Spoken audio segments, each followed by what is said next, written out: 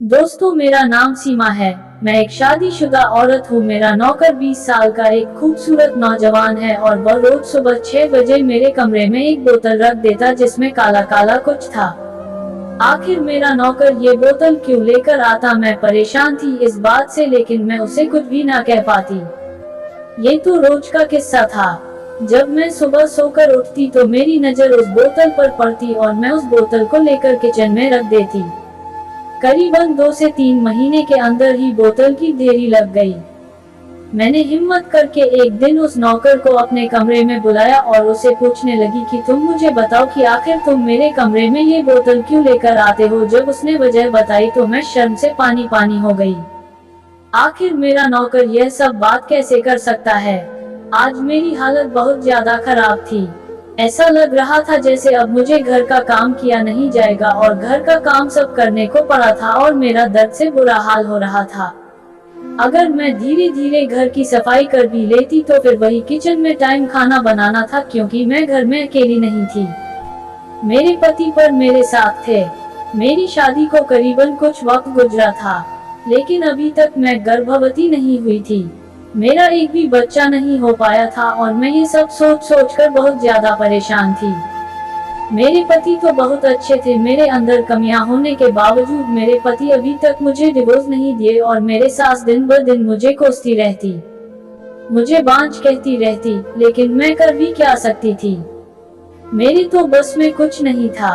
अगर मेरे हाथ में कुछ होता तो मैं यह मसला बहुत पहले हल कर चुकी होती। लेकिन मेरे सास का ताना सुन सुनकर मेरे कान के पर्दे फट चुके थे। अब तो मुझे ये बात भी नहीं पता थी कि कमियां किसके अंदर है, मेरे पति या फिर मेरे अंदर। जब मैं कहती आप एक बार डॉक्टर से चेकअप करवा लीजिए, लेकिन मेरे पति तो कहते कि मैं बिल्कुल ठीक हूँ, जो भी कमियां है वह तुम्हारे ही अंदर है। मैं उनकी बात सुनकर चुप हो जाया करती। मेरी जिंदगी भर इस तरीके से गुजर रही थी कि मेरे पति सुबह काम पर चले जाते थे और शाम को देर घर वापस आते हैं। सारा दिन घर पर अकेली रहती, बल्कि वह तो मुझसे बात भी नहीं किया करते। न जाने उनके दिमाग में क्या कुछ चल रहा था, आखिर चाहते क्या थे, आज तक मैं कुछ भी समझ नहीं पाई। हर रोज खामोश हुआ करते। आखिर उनके मन में ऐसी कौन सी बात थी जो वह मुझे बताना जरूरी नहीं समझते थे। लेकिन मुझे सब कुछ समझ में आ रहा था कि मेरे पति इतने मायूस क्यों रहते हैं, क्योंकि मैं उन्हें संतान नहीं दे सकती थी। लेकिन मेरे पति ने इस बात को कभी जाहिर नहीं होने दिया। शायद मेरे पति अंदर ही अंदर पूरी तरीके से टूट चुके थे। आखिर मैं कर भी क्या सकती थी। मेरी भी तबीयत ऐसे कुछ ठीक नहीं लग रही थी और मेरी भी तबीयत कुछ खराब रहने लगी और मेरे पेट में भी कभी कभी दर्द उठने लगा। आखिर यह किस किस्म का दर्द था? कभी कभी तो मेरे पैर भी दर्द करने लगते। शुरू शुरू में तो इस दर्द को बर्दाश्त कर लेती थी, लेकिन अब दिन ब दिन इस दर्द को बर्दाश्त करना मेरे बस से बाहर होता जा रहा था। सुबह उठती तो इतना दर्द नहीं होता, लेकिन जैसे ही शाम को मैं बिस्तर पर लेट जाती तो ये दर्द बहुत तेज हो जाता था और फिर मेरे लिए भी उठना मुश्किल हो जाता। मैं 2-3 बार अपने पति से अपनी तबीयत का जिक्र भी किया, लेकिन उन्होंने कभी ध्यान नहीं दिया। मैं भी खामोशी से दर्द बर्दाश्त करती रही। दर्द की गोली खाती तो थोड़ा सा आराम मिल जाता, लेकिन फिर वही दर्द शुरू हो जाता। मेरी सबसे बड़ी परेशानी ये थी, मुझे औलाद नहीं, और अभी तक ये नहीं पता था कि कमियां किसके अंदर है, मेरे या मेरे पति के। मैं बीमार पड़ जाऊं तो मेरा ख्याल रखने वाला कोई भी नहीं था। मेरे पति बीमार होते थे तो मैं उनका ख्याल रख लेती, लेकिन अगर मैं बीमार पड़ जाऊं तो कोई मुझे पानी देने वाला नहीं होता। एक दिन अचानक दूसरे शहर से मेरी चाची आ गई। वह अपनी सहेली की शादी में आई थी और वापसी पर मेरे घर आ गई तो मुझे देखकर परेशान हो गई। शाम का समय था और मेरा दर्द बढ़ता जा रहा था। शाम के वक्त मेरे पति आते थे, इसलिए मुझे उठना ही पड़ा, मगर सामने अपनी चाची को देखकर मुझे कुछ हैरानी भी हो रही थी। मैंने अपने सारे दुख भरी बात चाची को कह डाली। उन्होंने देखा कि दर्द मेरा रंग फीका पड़ गया। चाची ने जब मेरी सारी कहानी सुनी तो सोच में पड़ गई। फिर मुझसे कहने लगी कि ठीक है, मैं चलती हूँ, मुझे जाना होगा। अगर मेरे पास थोड़ा भी वक्त होता तो मैं तुम्हें अस्पताल लेकर जरूर जाती और तुम्हारा इलाज भी करवा दी, लेकिन मैं क्या करूं? मुझे आज ही और इसी वक्त निकलना होगा। चाची भी मेरा साथ छोड़कर चली गई। अब मेरा दर्द से बहुत बुरा हाल था। मेरे पति बहुत अच्छे थे। मेरी तबीयत को देखते हुए उन्होंने एक नौकर रख लिया था, जो घर का कुछ काम भी कर दिया करता था, क्योंकि यह सब काम करना मेरे बस के बाहर था। अब फिर मैं अगले ही दिन एक नौकर को अपने घर पर रख लिया। मेरा नौकर 20 साल का खूबसूरत नौजवान था।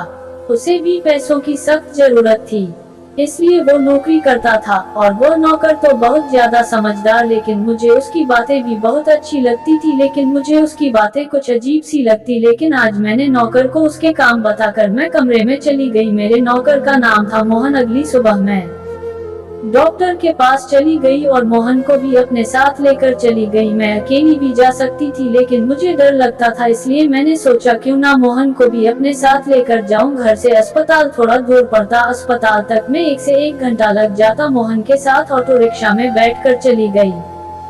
थोड़ी देर के बाद अस्पताल आ गया। मोहन को भी अपने साथ डॉक्टर के पास लेकर चली गई, लेकिन डॉक्टर साहिब ने मोहन को थोड़ी दूर पर साइड पर बैठने के लिए कहा। चुपचाप मोहन दूर जाकर बैठ गया। डॉक्टर ने मेरा अल्ट्रासाउंड किया और एक अजीब सी बीमारी बताई। ऐसी बीमारी बहुत ही कम औरतों को होती है। इस बीमारी में 2 तरह की तकलीफ होती है। इसमें औलाद का होना मुश्किल होता है, दूसरा दर्द बहुत होता है। अगर औरत को पहले से औलाद होती है तो फिर वह अपने बच्चेदानी निकलवाकर इस तकलीफ से निजात पा लेती है, लेकिन अगर बच्चा नहीं है तो फिर औरत के लिए बहुत बड़ी दिक्कत वाली बात होती है। या तो औरत गोलियां इस्तेमाल करें, लेकिन इन गोलियों से औलाद होने के चांसेस दिन ब दिन कम होते जाते हैं। ऐसे में औरतों के लिए ऑपरेशन आखिरी हल होता है, लेकिन इसमें पैसे ज्यादा लगते हैं। ऑपरेशन के जरिए हम सफाई करते हैं और औरत की तकलीफ से आजाद हो जाती है, क्योंकि आपको औलाद नहीं है। इसलिए मैं आपको गोलियों का मशवरा नहीं दूंगा। आप 1 लाख जमा करवा दें। ऑपरेशन के बाद आपको दर्द से जान छूट जाएगी और भगवान ने चाहा तो औलाद भी हो जाएगी। 1 लाख सुनकर मैं तो बेहोश हो रही थी। यहाँ तो पेट भरना ही मुश्किल हो रहा था। इस मुश्किल में 1000 का बंदोबस्त कहाँ करती। मैं कुछ कहती इससे पहले मैं वहाँ से उठ के चली आई। सारे रास्ते गर्मी की तपिश और टेंशन की वजह से मेरी हालत और खराब होती गई। शाम को हम घर पहुँचे तो बहुत ज्यादा मैं उदास थी। दर्द भी बहुत बढ़ गया था। मोहन ने मेरी हालत देखी तो मुझसे कहा, आप आराम करिए, मैं आपको दवाई दे देता हूँ। मोहन ने मुझे दवाई दी और मैं खाकर लेट गई। बस लेटे हुए ये सब बातें सोच रही थी। मेरा दर्द थोड़ा सा कम हो जाए और मैं घर का कामकाज कुछ कर लो, टाइम से खाना भी बना लूं। खैर मैं दवाई लेकर कमरे बाहर आई। मोहन बाहर निकल गया। थोड़ी देर के बाद मेरे थोड़ा सा दर्द कम हुआ। मैंने सुना था कि पेट में दर्द हो तो कोई गर्म चीज पीनी चाहिए। फिर मुझे याद आया कि किचन में बर्तन पड़े हैं। मैंने देखा कि मोहन ने वह बर्तन भी धो डाले। मैं हैरानी से उसकी तरफ देख रही थी। फिर उसने कहा कि मुझे आदत है, मैं अपने घर पर जब रहता था मैं अपने माँ के कामों में हाथ बटा देता था। मोहन की बातें सुनकर मुझे बहुत हैरानी हो रही थी। वह छोटा सा बच्चा किस कदर काम कर रहा था, जैसे कोई 30 साल का लड़का हो। कुछ लड़की उम्र से पहले समझदार हो जाते हैं। मैंने मोहन से कहा कि नहीं, मेरे पति को बाहर का खाना पसंद नहीं है, मुझे घर में ही बनाना है, तुम मेरे लिए बस सामान लाकर दे दो। मैंने उसे कुछ पैसे दिए और वह बाजार से जाकर कुछ सामान लेकर आया। लेकिन पता नहीं मोहन मुझसे अब क्या छुपा रहा था, जो हाथ से पकड़े हुए अपने पीछे की तरफ किया हुआ था। मैं बहुत कोशिश कर रही थी कि मैं देखूं वह अपने हाथ के पीछे क्या छुपा रहा है। फिर मैंने सोचा कि हो सकता है उसी का कोई जरूरत का सामान हो, मुझे बताना या दिखाना नहीं चाहता हो। लेकिन अब मोहन का रवैया कुछ अजीब सा होने लगा था। अगर मैं उसे कुछ भी कह देती, लाने को अपने साथ एक बोतल लेकर आता और मुझे दिखाना जरूरी भी नहीं समझता, बस मेरे कमरे में लाकर रख देता। वैसे ही करते करते ना जाने कितनी बोतल मेरे कमरे में रख चुका था।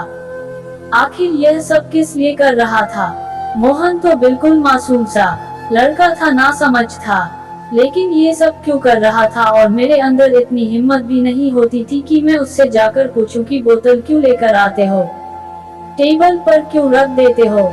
मोहन के आने से काफी हद तक हम पति पत्नी की बहुत मदद हो जाती। अगर मेरे पति को कुछ मंगवाना होता तो सुमित को भेज दिया करते थे। थकी जब वह काम से घर आते और कोई काम आ जाता तो उन्हें खुद ही दुकान पर जाना होता, जो कि इनके लिए बहुत ही बड़ी मुश्किल वाला काम होता क्योंकि के उनके जोड़ों में बहुत दर्द होता, क्योंकि इस तरह जिंदगी गुजर रही थी। मेरे पति में तो कोई कमी थी, लेकिन अब मेरे अंदर भी तरह तरह की बीमारियां पैदा हो रही थी। मेरे पास ऑपरेशन के लिए पैसे नहीं थे और गोलियां मैं खाना नहीं चाहती थी, जहां मोहन ने हम दोनों पति पत्नी के लिए इतनी सारी आसानी कर दिया, वह भी मेरे लिए एक बहुत बड़ा मसला खड़ा कर दिया था। वो मसला था बोतल में तेल का। मैंने सुना था कि तेल को औरतों को काफी बीमारियों के लिए इस्तेमाल किया जाता है। इसी वजह से मैं शर्म के मारे अपने नौकर से पूछ भी नहीं पा रही थी कि वो तेल क्यों लेकर आता है। क्या उसने मेरी और मेरी डॉक्टर की बातें सुन ली थी? मैं यही सोच सोच कर थक चुकी थी। मेरा मन करता था कि मैं उसे मना कर दूं कि वह ये चीज ना लेकर आए, लेकिन उसे मैं कुछ भी कहना नहीं चाह रही थी। एक दिन मैंने हिम्मत करके मोहन से तेल के बारे में सवाल किया। मोहन ने एक ऐसी बात बताई जो सुनकर मैं बहुत ज्यादा हैरत में पड़ गई। अपने पांव पीछे की तरफ किए और अपने कमरे में चली गई और मोहन की बातों को सोचने लगी। मोहन यानी कि हम पति पत्नी की बातें सुनता था। मुझे अजीब सी शर्मिंदगी ने घेर लिया। सुमित की बात सुनकर मैं शर्मा गई कि मुझे खुद को आईने के सामने खड़े होते शर्म आ रही थी। यही ख्याल मेरे मन में आ रहा था कि धरती फट जाए और उसी में समा जाओ। मेरे दिमाग में पता नहीं क्या कुछ चल रहा था। मोहन उस राज को जान चुका था जिससे मैं सब कुछ छुपाती आ रही थी। आज तक मैंने अपने सास तक को नहीं कहा, लेकिन वह बात मेरे नौकर मोहन को कैसे पता चल चुकी थी। बस इसलिए रोज नारियल का तेल लाकर मेरी टेबल पर रख देता, क्योंकि उसके अंदर इतनी हिम्मत नहीं हो पाती थी कि मुझे मेरे हाथ में ला कर दे या मुझे अपने मुंह से कह दे। मैं अपने कमरे में चली गई। अंदर से दरवाजा बंद करके बहुत ज्यादा रोने लगी। मुझे बहुत ज्यादा शर्म महसूस हो रही थी। दो पति पत्नी की बात एक नौकर जान चुका था। मैं तो उसके सामने जाने से भी कतराने लगी। एक तो मैं गर्भवती नहीं हो पा रही थी और दूसरी तरफ ये नौकर का मसला। ये सब इतना शर्म वाली बात थी कि मेरा नौकर भी मुझसे शर्माने लगा। लेकिन थोड़ी देर के बाद मोहन ने दरवाजे के बाहर से कहने लगा कि मालकिन, मैं अभी यहाँ पर काम नहीं कर सकता। मैं यहाँ से जा रहा हूँ, आपके घर का काम नहीं कर सकता।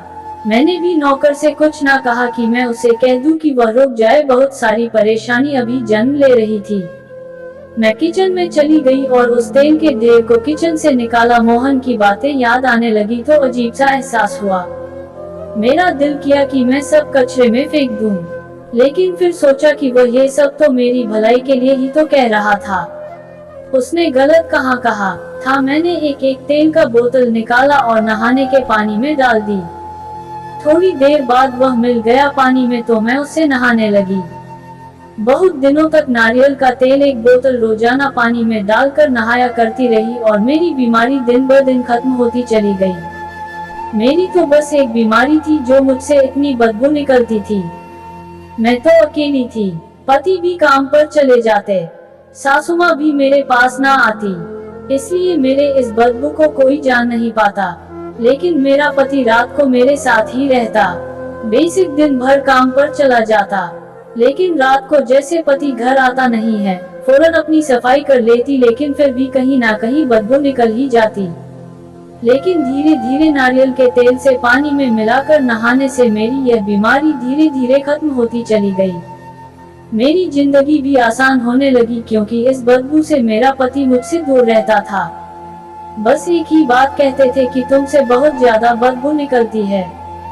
ये बात कहकर मेरे पति रोज मुझे सुनाते रहते। यही सब बात मुझसे कह रहे थे जो मोहन ने सारी बातें सुन ली और उसी के दूसरे दिन से ही मोहन रोज आकर एक बोतल नारियल का तेल मेरी टेबल पर लाकर रख देता, क्योंकि मुझे उस तेल को पानी में मिलाकर नहाना था और इस बीमारी से छुटकारा पा लेना था। मोहन ने बताया था कि उसके दोस्त की पत्नी को भी यह बीमारी थी और वह बहुत ज्यादा दवा करने के बावजूद भी यह बीमारी ठीक नहीं हो पाए। उससे दूर ही रहते थे सब लोग। फिर एक दिन एक दाई ने ये तरीका बताया कि रोज एक नारियल की बोतल को पानी में मिलाकर नहाना जैसे शुरू किया। धीरे धीरे उसकी यह बीमारी खत्म हो गई। मोहन की बातें सुनकर मैं बहुत ज्यादा शर्मिंदा हुई थी। मुझे हकीकत में रोना आ गया और मैं काफी देर तक रोती रही।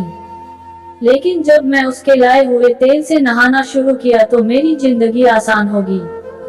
मैंने महसूस किया कि मेरे पति को बदबू वाली शिकायत खत्म हो गई थी और मुझे महसूस हो रहा था कि मेरी औरतों वाली बीमारी के बारे में उसे खबर हो गई है और इसीलिए वो नारियल का तेल लेकर आता है। इसी शर्मिंदगी की वजह से मैं उससे सवाल नहीं कर पा रही थी। औलाद का होना कितना जरूरी है और औलाद के बगैर जिंदगी काटना बहुत मुश्किल होता है। मैंने अपने कीमती सामान और जेवर और पैसे उधार लेकर अपने ऑपरेशन करवाने के लिए पैसा इकट्ठा कर लिए।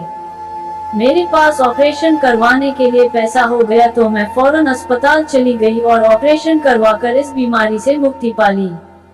फिर मेरी चाची ने मुझसे बताया कि एक बुजुर्ग दाई से दवा ली है जो मुझे रोजाना गर्म पानी में सुबह मिलाकर देनी है। लेकिन ये बात मेरे पति को नहीं बतानी थी। मेरे पति रोज सुबह गर्म पानी पिया करते थे और मुझे दवा देने में कोई दिक्कत भी नहीं होती थी। मैं उन्हें पानी में मिलाकर दे दिया करती और मेरे पति को पता भी ना चला और खुद भी मैं दवाई का इस्तेमाल करती रही। कुछ दिन गुजरने के बाद मेरे ऊपर एक ऐसा चमत्कार हुआ जो मैंने कभी भी नहीं सोचा था। मुझे तो उस चीज की उम्मीद भी नहीं थी मैं कभी गर्भवती हो जाऊं। पहले ही इलाज करवा लिए होते तो इतना बड़ा मसला खड़ा नहीं होता। बस जब भी मैं अपने पति से कहती कि आप एक बार अपना टेस्ट करवा लीजिए, लेकिन मेरा पति तो मुझ में कमियां निकालकर खुद अपना पीछा छुड़ा लेता। लेकिन अब मैं मां बनने वाली थी। थोड़े दिनों के बाद ही मैंने एक बेटे को जन्म दिया। मेरे पति भी जान चुके थे कि मैं कोई जड़ी बूटी पानी में मिलाकर अपने पति को देती थी, क्योंकि एक दिन जब मैं दवा मिला रही थी तो मेरे पति ने उस दवा को मिलाते हुए देख लिया। इसलिए रोजाना पूरा गर्म पानी पी लिया करते, क्योंकि मेरे नौकर के जाने के बाद मेरे पति को भी पछतावा होने लगा था। आज मेरे नौकर की वजह से इतना बड़ा मसला हल हो चुका था। अब मेरी बेटे की उम्र भी 3 साल की हो चुकी थी। हम लोग अपने परिवार में बहुत ज्यादा खुश थे। मेरी सास का व्यवहार भी मेरे प्रति अच्छा हो गया था। मैं भी अपनी बेटे को पाकर बहुत खुश रहने लगी। ये कहानी आपको बहुत पसंद आई होगी। कहानी अगर पसंद आई हो तो कमेंट्स जरूर करें और हमारे चैनल अनजान वॉइस को जरूर सब्सक्राइब करें और घंटी भी जरूर दबाएं। फिर मिलेंगे एक नई और दिलचस्प कहानी के साथ। धन्यवाद।